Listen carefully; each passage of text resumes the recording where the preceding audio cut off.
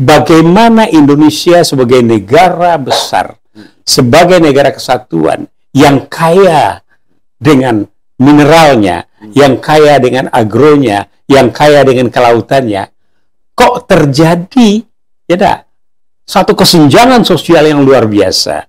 Satu kelompok tertentu, mungkin 100 orang, dan sekian belas orang itu orang terkaya yang menguasai hampir 60% daripada kekayaan ini. Nah, ini yang disebut dengan sekarang ini dalam kendali oligarki.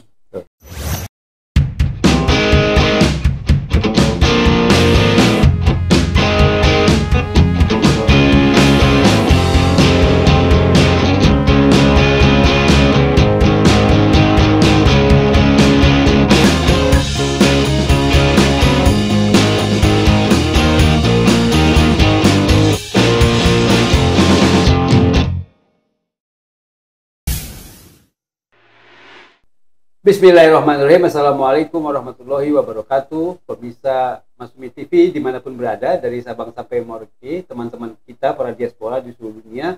Hari ini kita jumpa untuk diskusi, tentunya ini bicara masalah nasionalisme dan kebangsaan terkait dengan Negara Kesatuan Republik Indonesia. Sebagaimana kita ketahui, Muhammad Natsir, tokoh Masumi, itu yang melakukan mosi integral Natsir, disebut mosi integral Natsir, yaitu terkait dengan bentuk negara kesatuan yang dipilih, dan kemudian dibubarkannya Republik Indonesia Serikat. Ini kalau kita bicara masa kini, bahwa jelas Masumi adalah partai Islam yang sangat Indonesia. Nah, hari ini kita akan jumpa dengan Prof. Abbas Taha, yang kita ketahui sebagai Sekretaris Majelis Syuro Partai Masumi, bicara tentang bagaimana kaitan dengan paradoksnya tulisan buku Prabowo Subianto, Presiden Republik Indonesia kita saat ini, dengan bela negara.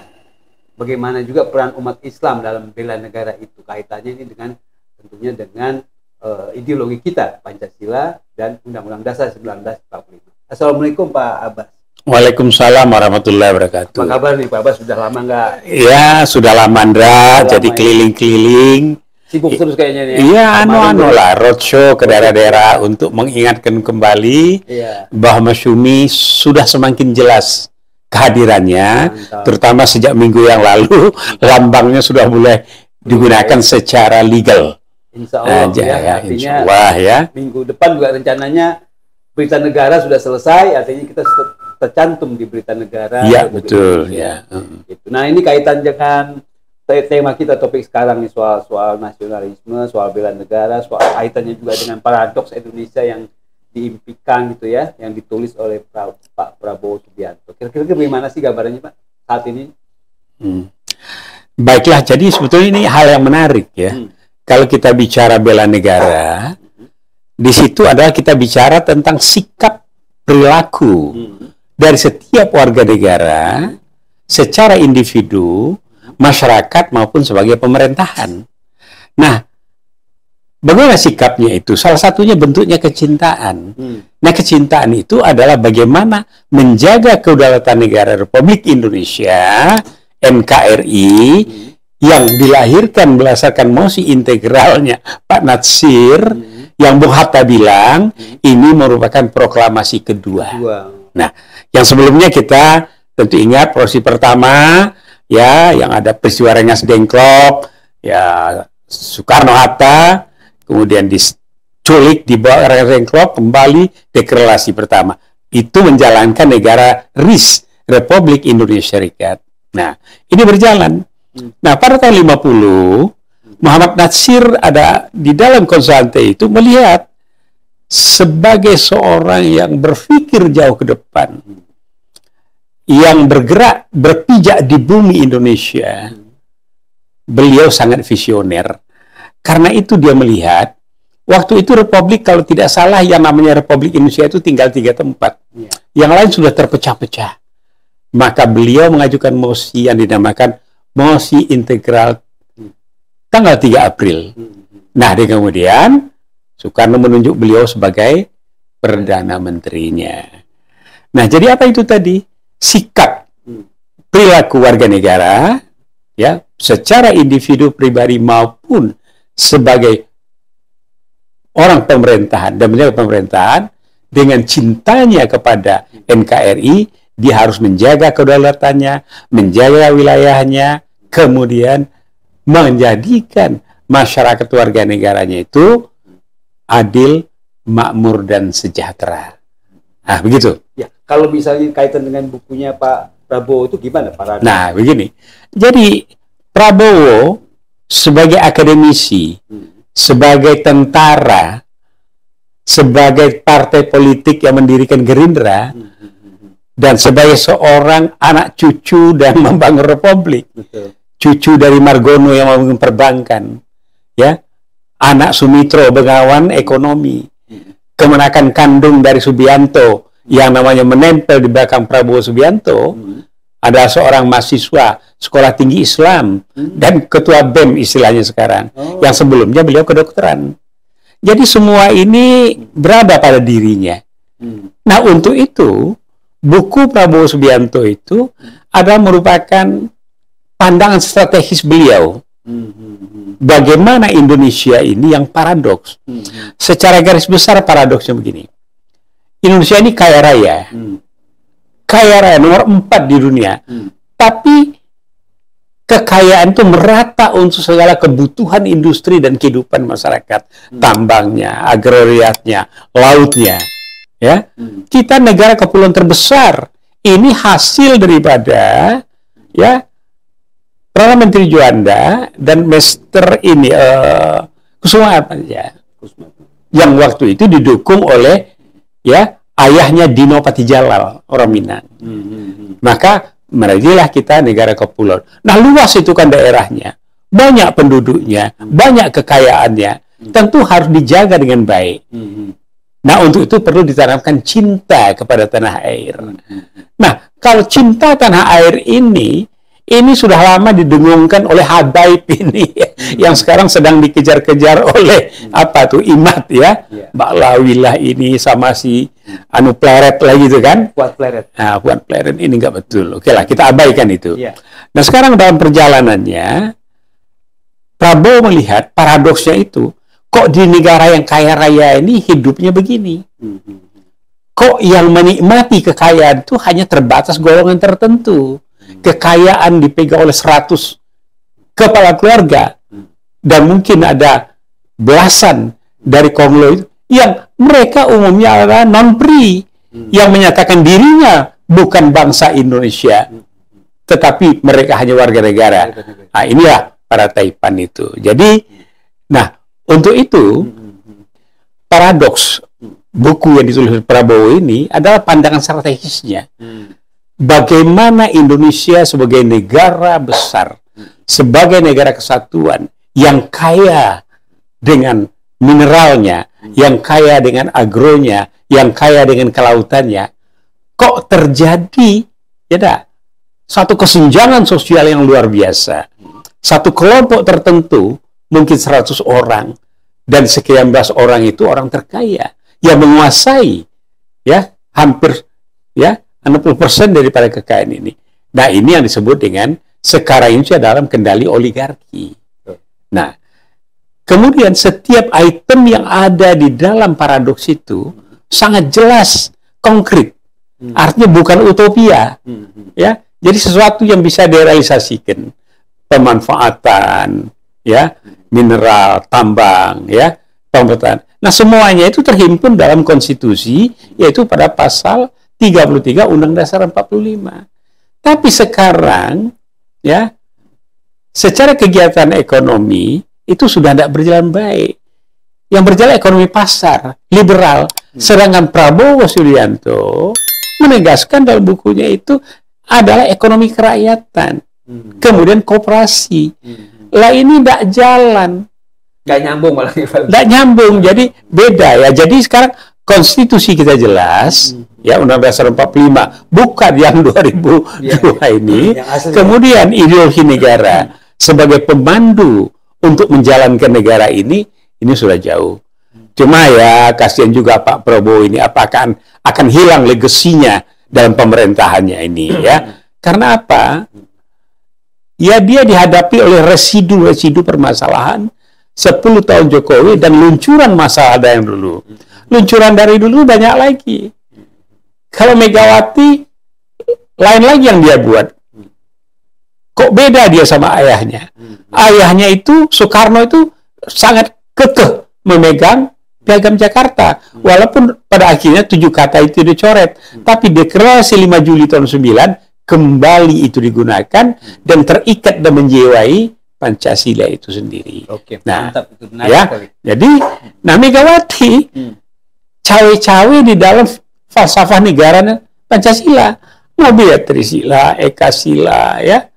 Ya, ini nggak benar nih pemahamannya. Beda dengan adiknya Sukmawati. Saya diskusi dengan Sukmawati menyatakan ini Mbak Yuku ini piye toh katanya sambil ketawa dan senyum. Itulah ya, dalam satu rumpun pun bisa berpendapat. Nah, di kita itu dalam kebinekaan tapi tetap satu kesatuan, yaitu satu nusa, satu bangsa, satu bahasa. Ya. Nah, ini oleh Prabowo ini tegas di dalam itu, terlihat tercermin dalam poin-poin yang ada di dalam paradoks Indonesia ini. Oke, ya. Kalau misalnya dikaitkan dengan bela negara, paradoks Indonesia itu gimana nih, Pak? Nah, jadi bela negara itu kan tadi sikap, tindakan, perilaku setiap warga negara ya, maupun secara komunal dan pun secara individu. Nah, bela negara itu kita lihat apa misalnya perilaku yang ada. Kalau dulu kita bicara jauh ke belakang, Malahayati itu sebagai panglima pertama dunia ya, laut itu melakukan pembelaan terhadap kehadiran Portugis di Nusantara. Kita lihat lagi Patimura, ya, juga demikian. Nah, kita ambil saja yang sudah dekat lah, ya, yang sudah dekat kepada saat-saat penjajahan Eropa yang 6 negara menjadi Indonesia, tambah Jepang. Nah, pada akhir-akhir itu siapa yang bergerak untuk membela negara? Siapa? Nah, yang bergerak ini umumnya adalah kebetulan majority, tapi majority yang cerdas dalam pemikiran, cerdas dalam berbuat, dan ini sejalan dengan paradoksnya Prabowo ini. Mungkin beliau ngambil dari sana juga filosofinya. Semua bergerak, harta benda diserahkan, jiwa diserahkan. Nah, sebagai contoh, ya. Siapa itu kira-kira? Nah, jadi sebagai contoh begini. Kita lihat dalam bela negara. Dulu ada yang namanya zaman Jepang itu Chudancho. Ya. Kemudian disebut panggilannya kalau komandan Taisho. Gyogun. Kemudian menjadi peta. Ya, peta menjadi ini. Nah, salah satu peta itu adalah Kolonel Sudirman. Nah, waktu beliau letnan kolonel di dalam mengamankan Republik ini pada tahun 49-48 gitu ya, itu beliau memimpin pergerakan ya enggak menghantam Belanda sehingga Belanda muncul itu di ya Palagan Ambarawa. Nah, siapa yang bertempur? Yang bertempur itu dari catatan sejarah, ahli sejarah yang ada maupun dari data itu adalah para Sabilillah dan Hizbullah. Nah, itulah peran kontribusi daripada ini juga. Nah, kita lihat lagi balik kita ya. Ini di Palagan Ambarawa yang monumentalnya menjadi hari jadi Angkatan Darat.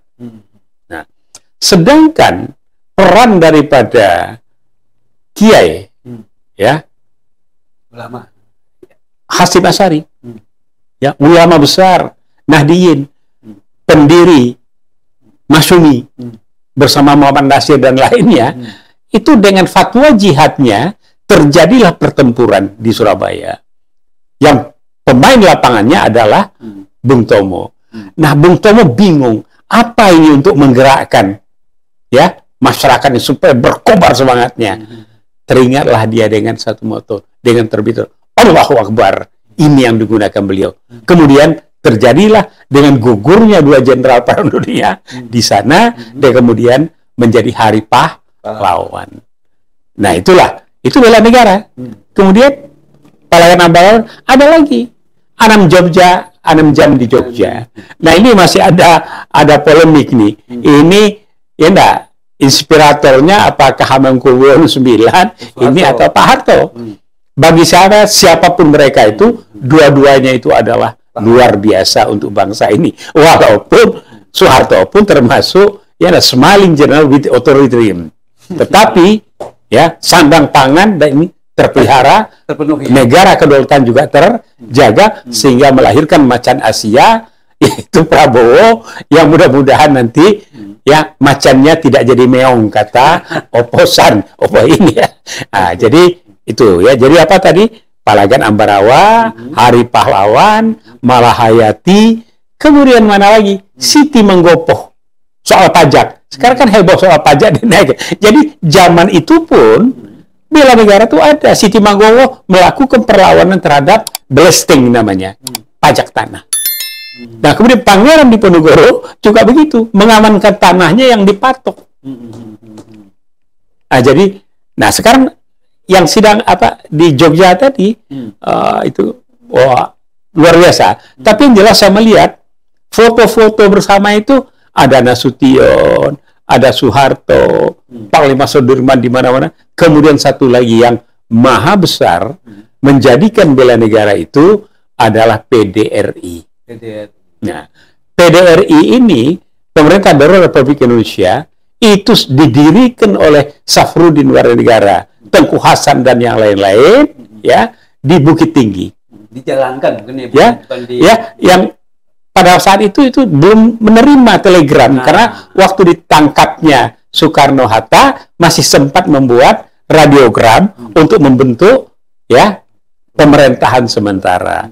Nah, namanya pemerintahan, kepala pemerintahan, dan beliau tidak pernah dirinya mengatakan presiden, tapi dalam sistem ya tata negara dan juga mestinya Safruddin Warganegara itu adalah presiden yang kedua. Nah, PDRI ini tidak berjalan lama. Tapi suatu sistem pemerintahan lengkap, kabinetnya, Menteri Pertahanan, Menteri Agama. Kebetulan salah satu kantornya itu adalah di pesantren Darul Funun El Abbasiyah, Imam Jihad Sumatera Tengah, yang dipilih oleh ulama, yang dihadiri pengukuhannya oleh Dr. Isa dari pemerintah pusat. Nah, kemudian oleh Pak SBY, presiden kita, dibangunlah satu tugu peringatan yang ada di Koto Tinggi, juga bagian dari pemerintahan, karena pemerintah itu bergerak terus. Jadi di sana pemerintahnya jalan dari kampung ke kampung. Di Jawa ini dari beberapa daerah ada pertempuran gerilya. Nah, siapa ini perang gerilya? Itu adalah buah pemikiran daripada Nasution, yaitu yang namanya Hamkam Rata, yang yang kemudian itu diduplikasi digunakan oleh perlawanan penjajah yang ada di daerah Laos, Pathet Lao, oleh Vietnam dan sebagainya. Nah, dan barangkali juga di Gaza pun sedang digunakan sekarang gerakan yang luar biasa. Artinya pertahanan rakyat semesta siapapun. Oke, ini pertanyaan terakhir. Mungkin singkat aja. Ya, baik. Jadi bagaimana peran dari milenial atau Gen Z yang harus betul-betul memahami tentang sejarah yang barusan itu kaitannya dengan bela negara? Nah, jadi begini, secara tupoksi, lembaga terkait untuk menanamkan bela negara ini itu adalah pendidikan, kemudian pertahanan keamanan, ya, kemudian BPIP ya. Pengamanan pendidikan Pancasila. Oh, iya. Wah, ini tokoh lupa nih, karena emang nggak bergerak gitu ya. Jadi lembaga nggak populer. Iya, karena nggak populer karena yang ngurusnya juga Kepler barangkali. Maaf ini ya, profesor itu. Iya. Nah, jadi pertama kita harus mensosialisasikan. Kalau pada era Soeharto ada P4, Pedoman Penghayatan Pancasila. Lemhanas mengadakan Tarpatnas, kan begitu. Nah, jadi yang diajarkan tuh kewarganegaraan, sejarah dan sebagainya itu ya. Nah, itulah. Nah, sekarang ini tidak ada BPIP itu, honornya gede lagi. Tidak ada peran apa-apa ya. Tidak kedengaran. Karena BPIP harus melakukan standarisasi. Sedangkan tenaga utama dalam bela negara secara fisikly adalah TNI dan Polri. Nah, jadi yang perlu itu adalah penguatan bela negara itu harus dilakukan. Apa penguatan itu? Menanamkan cinta tanah air, menanamkan arti Pancasila, memahami makna dan hakikat Pancasila, memahami dan memaknai hakikat bela negara. Setelah itu, fungsi-fungsi atau lembaga-lembaga yang ada tadi melakukan sinergitas secara bersama untuk mensosialisasikan, untuk membangunkan ya. Nah itu bisa lewat pramuka juga. Ini yang tidak dilakukan. Nah 10 tahun Jokowi yang sebelumnya ini nggak terjadi. Sehingga sekarang generasi muda, Gen Z, ya, milenial dan sebagainya, dan akan menjadi bonus demografi, ini akan menjadi negatif. Korea, bonus demografi dapat, bangun dia. Jepang juga demikian. Lah Indonesia berbahaya nih, 2045, ya enggak? Yang menjadikan tumpuan kita sebagai, ya, tahun emas ya, sekian tahun lagi. Kalau dalam periode ini tidak baik landasannya dibuat, sulit untuk mengejar 2015 sebagai negara emas. Nah, jadi maka itu generasi muda ini harus dan Masyumi sendiri sebagai partai kader dan partai massa itu menyelenggarakan sistem penegalisasi tidak hanya untuk keluarga Masyumi tapi juga untuk seluruh masyarakat.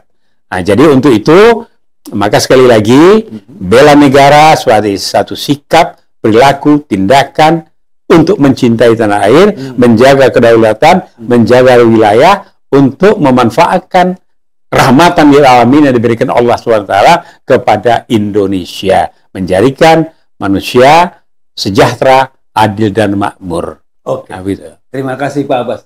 Menarik sekali dan panjang, walaupun panjang dan berisi gitu. Mudah-mudahan para pemirsa sekalian yang menyaksikan acara ini betul-betul tadi memahami ya idealisme daripada sebetulnya cita-cita Masyumi juga dalam anggaran dasar rumah tangga Masyumi tercantum begitu bahwa Indonesia, keindonesiaan dan keislaman itu menyatu dalam Partai Masyumi. Dan tadi barusan dari Pak Abbas sudah jelaskan tentang bagaimana keindonesiaannya itu, tentang nasionalismenya. Mudah-mudahan bermanfaat pemirsa sekalian. Lain kali kita akan bicara lagi, diskusi lagi dengan Pak Abbas. Terima kasih. Billahi taufiq wal hidayah. Wassalamualaikum warahmatullahi wabarakatuh.